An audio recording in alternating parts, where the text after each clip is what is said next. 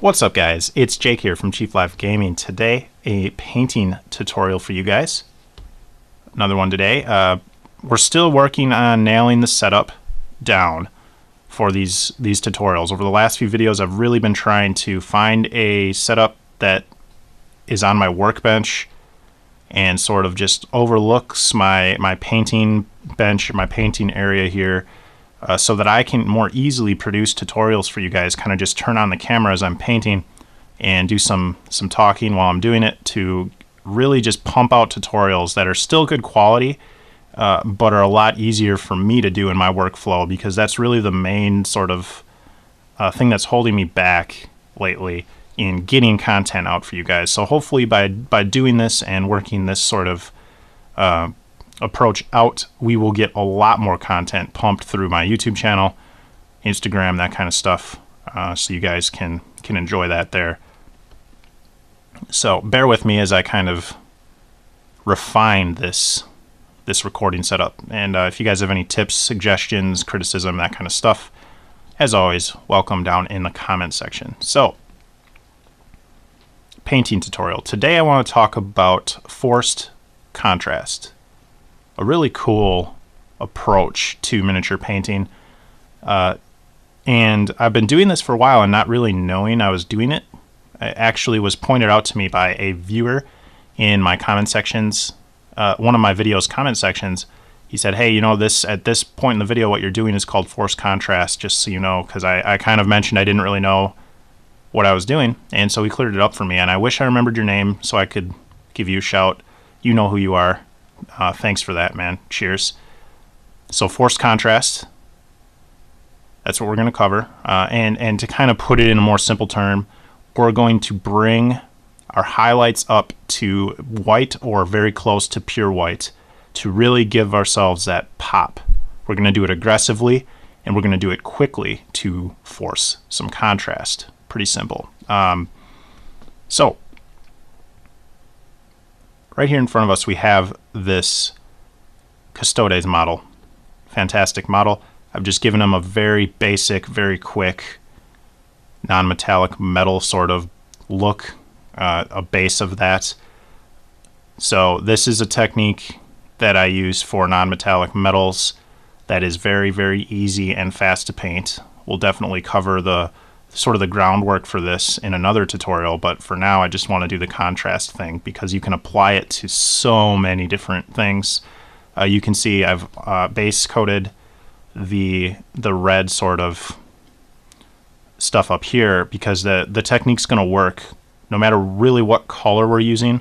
Anywhere you can do this. It doesn't have to be, you know, like a non-metallic metal or red. You can use it to any color, simply because if you think about the way that highlighting works, or if you shine a light or sun at something, at the brightest point, the most intense highlight is going to be white or close to it. So it'll work for any color. Now, it's important to note that this style and this sort of approach and technique is not for everybody. Not everybody likes it. It's a very particular style, but it will give you a nice pop, and a lot of people are missing that.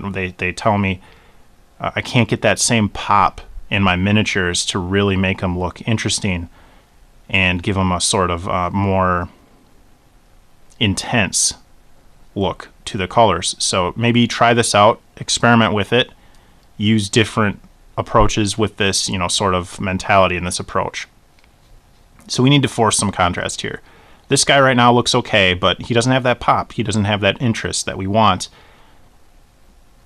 So we're going to do that now. Now this tutorial, I'm going to approach this in a fast and dirty, quick and easy sort of way to do this, and that's of course going to be with dry brushing. So what you want to do is get all your colors laid out, do all your washes, and on all your different areas that you want to paint here. I'm not going to do this for the blades of the power weapons, but everywhere else is ready to go. I just really have to do the gems, the eyes, that kind of thing. So I'm going to do the contrast now. So I like to do off-white. Let me see if this is in frame. Okay. This is model color Ivory from Vallejo. and I'm gonna grab a pure white so you can see the difference on my bench here. So here is just straight white. You can see that it is more of a beige or a natural sort of off-white, and then this will be the pure white.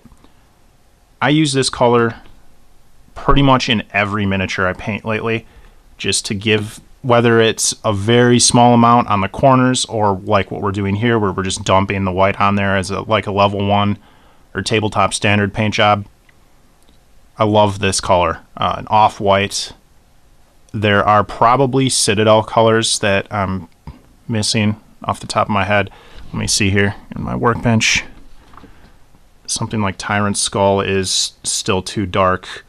Perhaps somebody can throw a suggestion down in the comments, upvote that comment if you guys see it, but we want something that's close to white but not quite pure white to start with. So we're going to put this on our palette and we're going to dry brush. So I've got my large dry brush here. Interestingly, I'm not going in with a small dry brush. We're going to go crazy here because again, this is meant to be fast and easy. We're not going to spend too much time on this. So we're going to load up our brush, something like this. See if I can get the, you guys probably know how to dry brush, right? We're going to get most of the paint off of our brush, kind of scrub it around and check it on the back of your hand or something. Make sure you're not going to get streaks on your mini.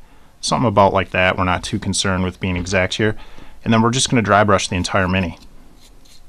So let's start with the shield. You can start light, and you can go heavy with it. And you can see already just real quick, you get a nice little pop, a nice little interest. I would advise to, of course, always start slow with a technique like this because it's extremely aggressive and it's hard to go back. You can't really, once you've begun. You have to kind of stick with it and finish the job you've started. So you can see here I'm doing sort of a light dry brush in some areas, and I'm trying to make sure to hit all of these sharp edges as well as catch some flat surfaces like that to look like maybe a sunspot or a glare off that reflective part of the armor. Make sure to get underneath where you can't see. If you're like me and assembled your models fully before painting them, you need to get every nook and cranny. If you're more patient, you have your model in different chunks, so it'll be a lot easier. I like to turn it over, get underneath a little bit. Again, we're not looking to spend a ton of time doing this. Something like that. So let's look at this. I have a before and after sort of headless guy here. Let's check the frame. Yeah, we're still in frame. So you can see, again, just more interesting. It's not a high level or extremely skillful way to paint, but if you don't dry brush and do your edge highlights or build it up in multiple highlight layers, and then so white is kind of your last step that you only use on the sharp edges, you're going to get a really nice pop. And we'll cover that again in another tutorial, but for now this is what I want to show you guys. Very easy.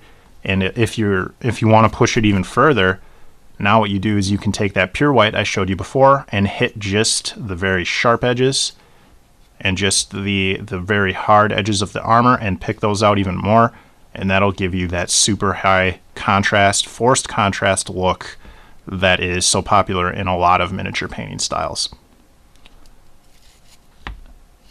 And there we have it. So I hope you guys enjoyed this quick little tip. Thank you very much for watching. If you want to see more tutorials, of course, hit that sub button, hit the bell so you don't miss any of my uploads.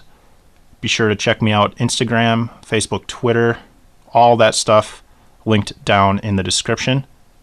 If you want to help support me, see more tutorials, there's also Patreon available there. Trying to kind of move into that sort of thing a little bit to allow me to spend more time doing tutorials and less time doing commission work. So thank you guys very much, and I will see you in the next video.